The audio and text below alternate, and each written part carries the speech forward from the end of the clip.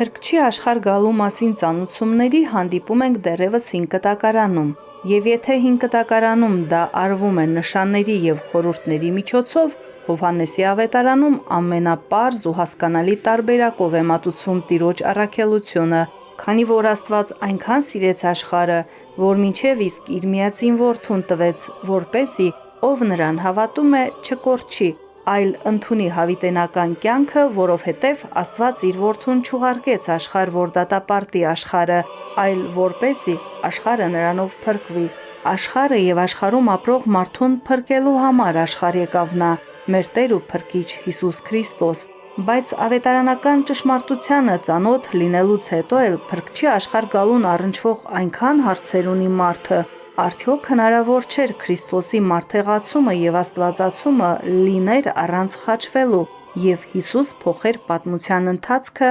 մեկընդմիշտ մնալով մեզ հետ երկրի վրա, կամ չէր կարող Փրկիչը փրկության ծրագիրն իրականացնել իր նստավայրից, երկնքից, առանց երկիր իջնելու, կամ եթե Քրիստոս հաղթել է մահը, հաստատել հավերժական կյանքի հնարավորությունը, ինչու է աշխարհում իշխում չարը, իսկ հաճախ այնպիսի տպավորություն է, որ աշխարհի բոլոր մեծ ու փոքր խնդիրները դրանք կլինեն անձնական, հանրային, պետական, ազգային, տարածաշրջանային, աշխարհաքաղաքական, գուցե նաև քաղաքակրթական, թողնում ենք Հիսուսի վրա, շարունակ փախչելով պատասխանատվությունից, յուրաքանչյուրս մեր բաժին պատասխանատվությունից,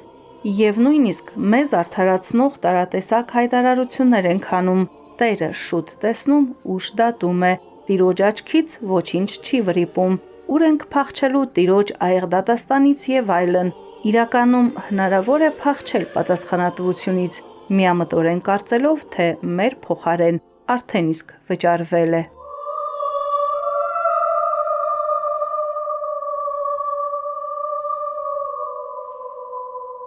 Քրիստոս արդեն վճարել է մեր փոխարեն եւ դրանից հետո մեր պատասխանատվության չափն է այլ ավելի մեծացել։ Ու բնականաբար երբևէ մենք այդ պատասխանատվությունից խուսափել չենք կարող եւ անտարբերությամբ ապրելով կամ ոչինչ չնկատելով կամ ինչ լինում է ամբողջ այդ պատասխանատվությունը Աստծո վրա գցելով կամ մտածելով, որ դե թող Աստված ինքը որոշի եւ այլն։ Իհարկե սա միամիտ մոտեցում է եւ սա երբևէ մեր կյանքում որևէ բան դեպի բարին փոխել չի կարող։ Ընդհակառակը պատասխանատվության պակասը, անտարբերությունը, փախուստը պարտականություններից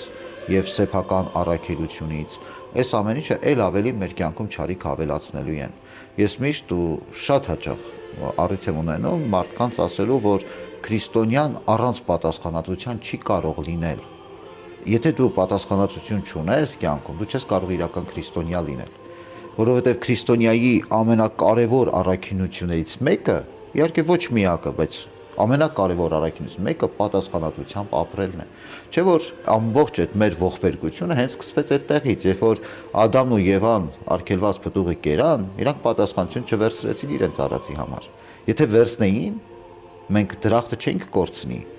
Պարզապես իրանք պատասխանատվությունից փախուստ տվեցին, մեղքը գցելով Ադամը Եվայի վրա, Եվան օձի վրա եւ այդպես շարունակ։ Եվ այս process-ը այսօր էլ մեր կյանքում շատ հաճախ շարունակվում է։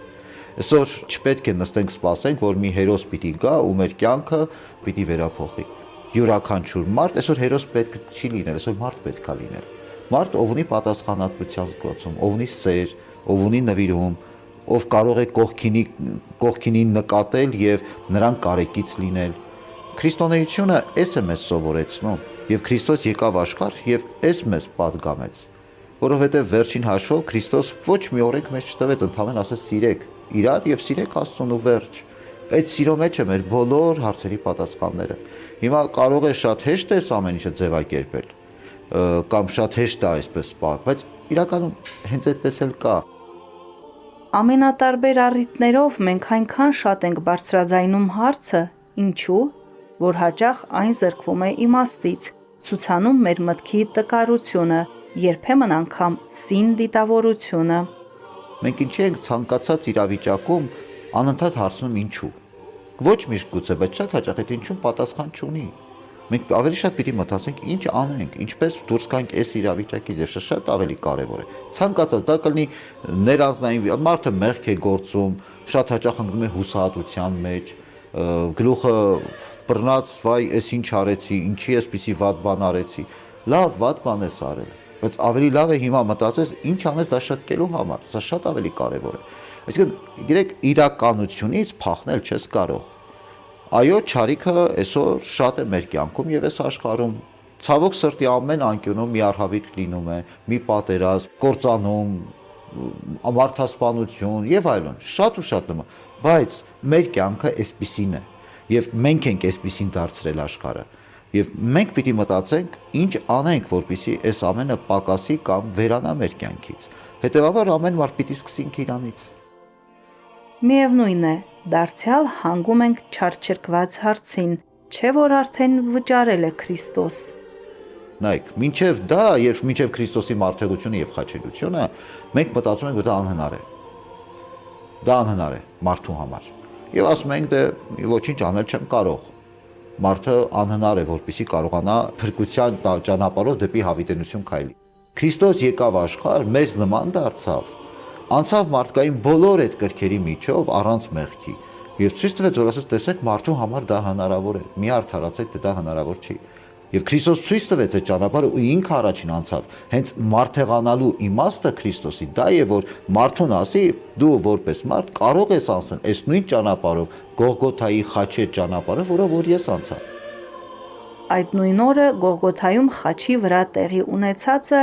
վերստին հարցասեր մարդու հարցը հիմնավորելու փորձի է վերածվում, ինչու խաչի վրա գանված ավազակը տեղում արժանացավ Տիրոջ ներմանը։ Որովհետև այդ ավազակի զղջումը իրապես անկեղծ էր։ Ուրիշ հարց է, երբ որ ես մտածում եմ այսպես,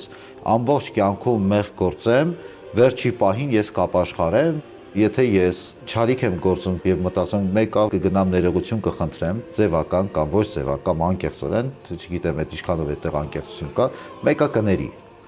Սա չեղավ արդարություն եւ սա չեղավ իրականում առաքինություն։ Սխալ է պատկերացնել մտածելով, որ Աստված բարեգութ է, ողորմած է, մեկը ինչ մեղք գործեմ, Աստված մեկը կների։ Ոչ, այդպես չի լինում։ Այդպես երբեք չի լինում։ Այսինքն այդտեղ անկեղծություն չկա։ Եթե անկեղծ ես, ուրեմն ի սկզբանե անկեղծ եղիր։ Իր կյանքով Քրիստոս փրկագնել է յուրաքանչյուր մարդու։ Նա ընկավ խաչի մահով, որպեսզի մարդկանց փրկի հավիտենական մահից։ Նա ում պատկանում է երկնքի եւ երկրի ողջ իշխանությունը, խորապես հետաքրքրված է ամեն մեկով, որովհետև իր սեփական կյանքն է տվել, որ ոչ ոք չկորչի հավիտյան։ Նրա մեծասքանչ ծնունդը, երկրային անմեղ կյանքը, զորավոր հրաշքները, խաչի վրա մահը, հրաշափառ հարությունը եւ համբարձումն իսկություն են առ այն, որ նա է մարդկության միակ փրկիչը, բայց ցավոք մարդկանց վրա ահավոր մեծ ճնշում է գործադրվում։ Քրիստոսի ավետարանի օրհնություններն ու զվարթությունը մեր կյանքի մշակույթի մեծ մաս չեն կազմում։ Հասել ենք այնտեղ, որ չենք համաչում մեկս մեկից դատելու տխուր իրականությունից ու կարողանում ենք առանց երկյուղի, առանց պատկառանքի, ցինիկաբար դատել անգամ Տիրոջը, մոռանալով, որ ամեն խոսքի համար ենք հաշվետու լինելու նրա առաջ։ Ամեն դեպքում մի բան հստակ է, որ որևէ բան աննկատ չի անցնելու, որևէ բան, որ մարդը գործել է եւ բնականաբար Աստված ամեն ինչ նկատում է։ Այստեղ խնդիրը դատելու կամ չդատելու մեջ չի։ Գիտեք, երբ որ մենք արդեն այդ ճանապարհի վրա ենք, երբ որ անդադ մարդկանց դատում ենք, քննադատում ենք, պիտակավորում ենք եւ այլն, արդեն մենք ինքներս այդ դատապարտության մեջ ենք հայտնվում։ Մենք դառնում ենք այդպիսին, ինչպիսին մենք չէինք ուզի, որ լինեին։ Գիտեք, եւ հետո շատ կարեւոր մի բան կա, ինչու Աստված անպայման կնկատի եւ աննկատ չի անցնի, որովհետեւ երբ որ դու դիմացինին դատում ես, ինչ որ բանի մեջ մեղադրում ես կամ ինչ որ կերպ այդ մարդուն պիտակավորում ես, այն ամեն ինչ որ իր մասին դու մտածում ես այդ process-ի ընթացքում, այդ ամենը քո մեջ են իրականում։ Դու քո մասին ես խոսում, ոչ թե դիմացինի։ Այսինքն դու դիմացինի մեջ դատում ես այն ինչ որ իրականում քոնն է։ Հետևաբար սա աննկատ չի կարող անցնել։ Ու պարզապես մենք վախենում ենք շատ հաճախ այդ մեղքերը, սխալները մենք մեր մեջ տեսնենք։ Մենք դա միշտ տեսնում ենք դիմացի մեջ ու սկսում ենք քննադատել, թե իբր մենք արդար ենք, մենք տեսեք ինչ լավ քրիստոնյա ենք, որ նկատում ենք այս ամենը, բայց մենք վախենում ենք այդ ամենը նկատել մեր մեջ։ Բայց Աստված բնականաբար ամեն ինչ նկատում է։ Եվ բնականաբար էլի մենք այստեղ պատասխանատվություն կրելու ենք։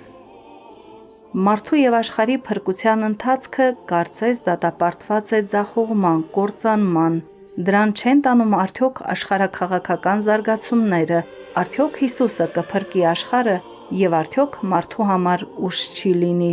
Մարդն ուզում է երկրի վրա բարեկեցիկ ապրել, խաղաղ, իր դժվար վաստակած մի կտոր հացը հանգիստ վայելել, առանց ցավերի, անհանգստությունների, դժվարությունների, սոսկումների, ի վերջո, առանց պատերազմների, բռնագաղթերի ու տագնապների,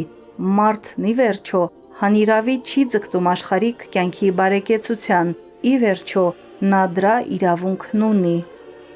Երբեք քրիստոնեությունը չի ասել մարդուն, որ դու բարեկեցիկ չպիտի ապրես, կամ դա մեղք է։ Երբեք չի ասվել, որ դու հանգիստ, խաղաղ, երջանիկ պիտի չլինես։ Ընդհակառակը հենց Աստված ուզում է, որ ինչպես որ ցանկացած ծնող ուզում է իր զավակը ապրի երջանիկ, խաղաղ, առողջ, բարգավաճ կյանքով եւ երբևէ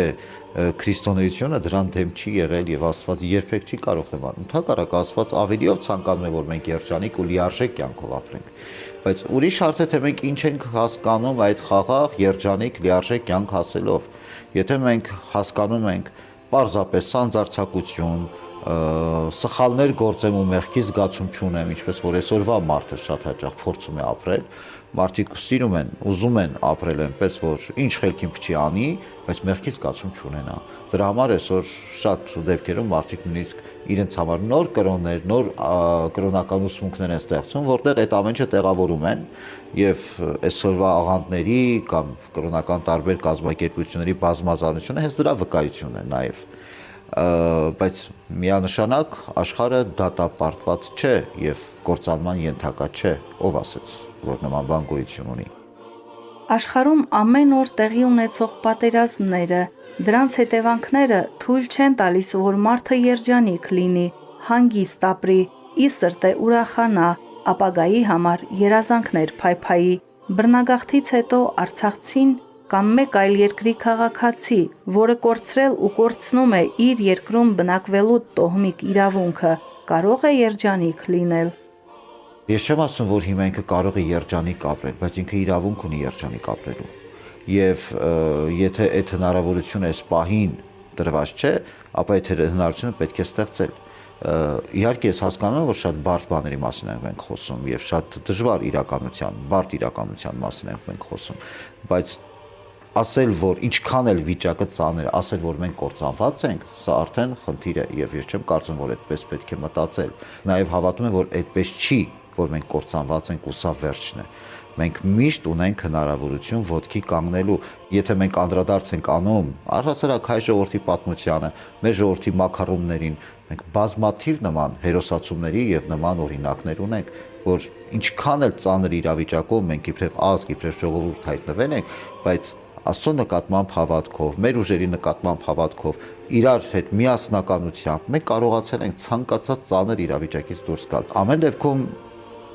ապրելու համար պետք է կամք ոտքի կանգնել, թեկուզ այդ ցավը մեր սրտում, այդ կորուստների ափսոսանքը մեր հոգում մենք կարողանանք հաղթահարել եւ շարժվել առաջ։ Արցախի, Սիրիայի, Ուկրաինայի եւ այլ պատերազմներ ենթադրում են նախ եւ առաջ պատերազմ զենքով, սպանություններով, արյունահեղությամբ, բայց առավել վտանգավոր է հոգևոր պատերազմը, հոգևոր հակամարտությունը, որն ամեն մարդու մեջ ամեն պահի կարող է ներկա լինել, անկախ նրա գտնվելու վայրից։ Ամեն մարդու ներքին պայքարը, ներքին կռիվը հոգևոր առումով իր մեջ մարդուն վերագտնելն է։ Այսինքն այստեղ երևի թե առաջին հերթին եւ ամենակարևորը ամեն մարդ պիտի այդ պատասխանատվությամբ իր կյանքը կառուցի եւ ապրի։ Եվ նորից եմ ասում, այստեղ ոչ մի դատապարտություն չկա, որովհետև մենք այս ճանապարհին ունենք Քրիստոսին որպես օրինակ եւ առաջնորդ եւ նաեւ ունենք Աստծո օրհնությունն ու նշտորդները, այն ինչ որ մեզ պետք է կյանքում։ Գիտեք, շատ հաճախ մարդիկ ասում են, որ ձևակերպումներով, գեղեցիկ խոսքերով հեշտ է ամեն ինչ ասել կամ սրա մասին խոսել։ Բայց մյուս կողմից էլ մենք մյուս ծայրահեղության մեջ ենք ընկնում։ Ամեն ինչ շատ ավելի բարդ ենք ներկայացնում, որpեսզի մենք ոչինչ չանենք։ Իրականում ամեն ինչ այդքան բարդ չի։ Ընդամենը պետքա ուժ գտնել եւ պայքարել, եթե ուզում ես։ Տերը միայն Տերն է, որ կարող է վերջնականապես փրկել նրանց, ովքեր իր միջոցով գալիս են դեպի Աստված։ Միայն նա կարող է մարդուն փրկել մեղքի մահացու ճիրաններից եւ անվտանգ անցկացնել Աստծուց բաժանող անդունդը։ Նա է միակ ճանապարհը դեպի Աստված։ Հավատա նրան, Տեր Հիսուս Քրիստոսին, եւ կփրկվես դու եւ քո ամբողջ տունը։